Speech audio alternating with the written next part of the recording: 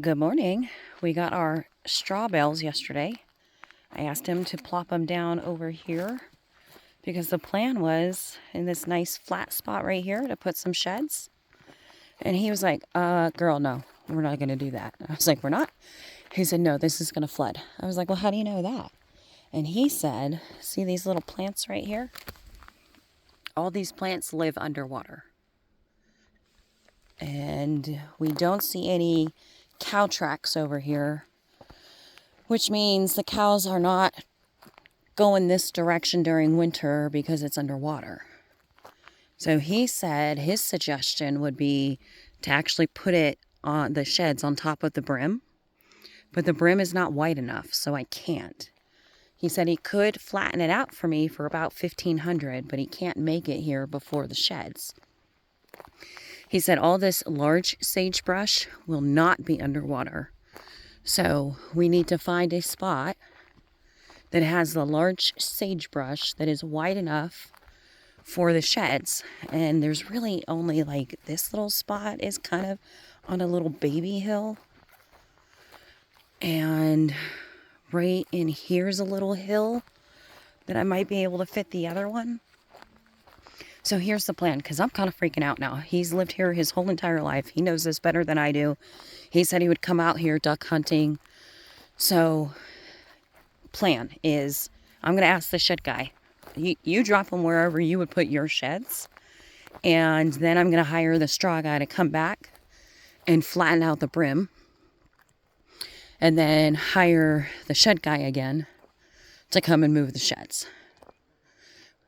We supposedly have until Thanksgiving before maybe all heck, what's the term? All heck breaks loose. I'm not used to saying heck. So I'm thinking shed here until we can get sheds on the brim. He said we want to be even as tall as that house right there or even with the road. That's how high up we need to be. He also told me that Miss Mia might be my neighbor's down the street. She has a black and white collie dog.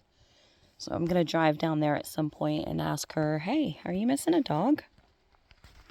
So I'm kind of glad the gravel didn't show up because that would have been a waste of money. I would have been graveling the bottom of a lake bed, apparently. So we are going to find out how much of my land is actually going to flood this winter. Apparently, he said on the other side of this brim, from the road to where the brim is going to flood. Let's take a look. Okay, see how I'm on top of the brim? There's a ditch and then another brim, and then there's the road. And he says all the way from the road to this first brim is going to flood.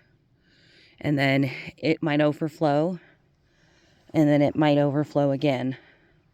So to keep the sheds as close as we can to the road and on this brim if possible, but it's just not wide enough. But at least with this brim, I'm even with the house and the road.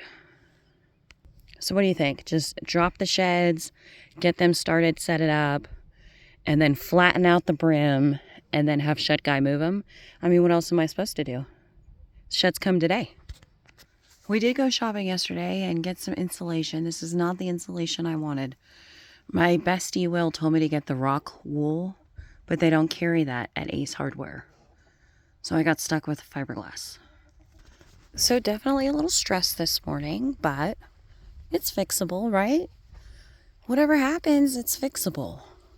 That's what I got to keep telling myself. It might cost me a little extra money in the long run, but that's okay. It's just money. But the straw people were so fantastic. They spent a good 45 minutes here just chatting with me, telling me what to do, what not to do, where to put stuff. I mean, they were just so nice. I think it was Modoc Farm Supply that came and did the straw for me. So big shout out to them. Thank you, thank you, thank you. So in the meantime, I'm just going to go make me some coffee and sit here and think about if I am going to be flooded or not. And we'll see how this goes. As always, guys, I appreciate you. I love your comments. I love the support. I love that you understand my level of crazy and are here for it. So thank you, thank you. I love you.